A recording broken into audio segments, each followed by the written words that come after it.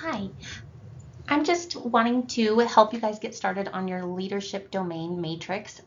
This can be a little bit of a tricky process, and so I want to walk you through an example of how you might work your way through this. So I did provide the example of this one that you're going to be seeing here within the assignment, but sometimes a little additional explanation will help. So this particular matrix is set up, and you can see that we have the knowledge, the skill, or the competency that we're talking about over here. So for this, we've selected the leadership domain of creating an organizational climate that encourages teamwork. The next thing we have to do is think of a project that would help us to meet this goal or this competency. So the project I've come up with is to develop a develop a why campaign with staff sonographers, trying to get them to go back to the why of why they wanted to be in this profession and help patients and people in the first place. So that's our overall project identified. Once we identify that project, we have to identify ways to measure the project. So we're going to have to identify things like assignments where we can measure that project at certain intervals to see if it's really becoming a success or not. Because if it's not a success, we either need to adjust it or disperse with it and replace it with a new assignment. So the first measurement tool I came up with, and it's always good to have a couple different measurement tools for each project. So you're going to see that I have two here. So the first measurement tool is a morale survey before beginning the process, and then a follow-up morale survey 1 year later.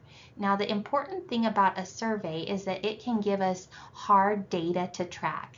So when I measure this before and then I measure it after, I actually have the data to compare to see if it looks like it's made any improvement in morale or not. Now, a benchmark for this morale survey was that I want a positive morale response on 80% of the surveys at the end of that 1 year. Now, the second measurement tool I'm going to use is to have sonographers return evaluations of the process to identify if it's useful and or promoting their work experience or environment. So they're going to basically be evaluating the project, the development of the why campaign, to say if it's helping them or not. So when we look at the benchmark that we're going to set on these evaluations from the sonographers about the why campaign, we'll want to see that the evaluations demonstrate sonographers ranking the process as a 7 or above on a scale of 1 to 10. Now, the thing is these are just benchmarks. These are basically goals that you can say either I met this or I did not meet this. If you don't meet it, it is not the end of the world. What we do is we assess the actual data, and that's why measurable data is so important.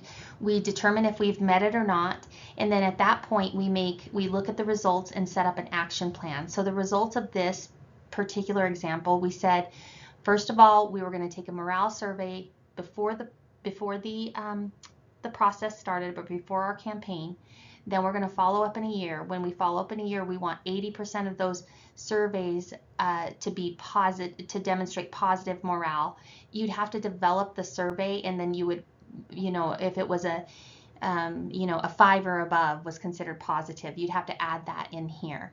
So a positive morale survey on 80%. Let's say that my data came back and only 60% had demonstrated positive morale. So then I would say my benchmark was not met, and so this is what I am going to do to try again.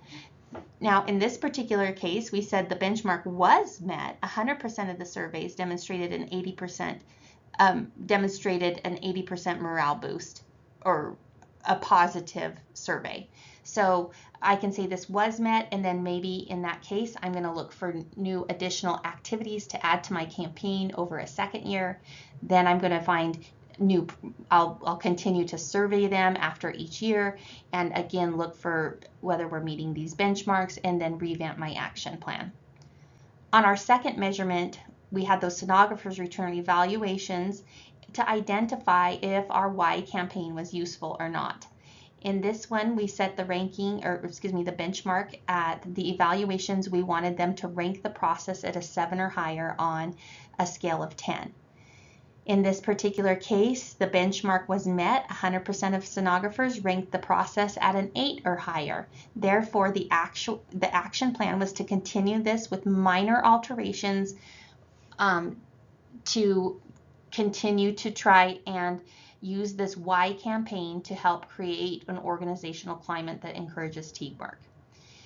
So then we go into the next part of this process, and we have to look more at what is this project, because I can say I'm going to run a project, but if I provide no details, who's to say that project is ever going to get off the ground?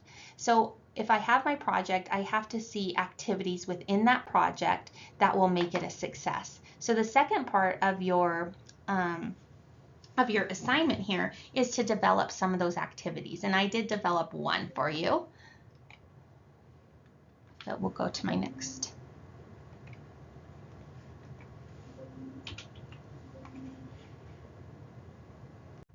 So this why campaign project, how it's actually going to look. So these are the details to the plan. So we'll set aside 30 minutes each week where snacks will be provided, because we know sonographers love snacks, and sonographers will be asked to identify a problem or something they wish to see improvement on. So it'll be kind of a meeting. Once an item has been agreed upon, the group will then start asking themselves, or their group, the 5 whys regarding the issue, trying to get to the root cause. Now, this will give these sonographers some buy-in and some perspective as to what the problem might be, and just how deep the problem goes. So a common problem you might hear in a sonography program or department is that we have too much call. So we'll start with why number 1. So everybody talks for some time, and let's say they came up with the answer because we're understaffed on people that can take call. Okay, well, then we go to our next why. Well, then if that's the reason, then why are we so understaffed? Well, because there's just not enough sonographers applying, and this is probably something you guys are hearing a lot. Okay, then why do we not have enough sonographers? Well, the hospital is not able to, or doesn't recruit qualified personnel. Well, why doesn't the hospital do that? Well, they say there isn't funding. Well, why? Our patient load is down. So after all of this, the sonographers, under some guidance of the leader, could work together to draft a memo to help address some of these issues with HR, or go down other avenues to determine where some of the problems can be addressed. And then the leader can follow up on this. And then when we do these projects, we do the overall project is our why campaign.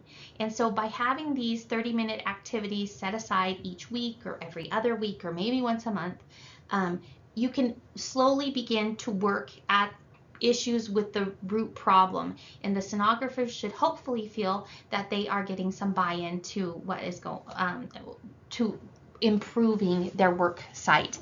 So with that, after I did these particular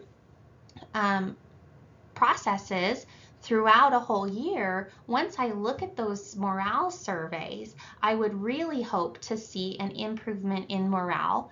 I would be able to say, yes, I got it, or no, I didn't, because those surveys would give us measurable data where I could track changes. And then I could use that measurable data to say, hey, you know what, we're not going to get 100% buy-in, but I'll take 80% buy-in. We got that.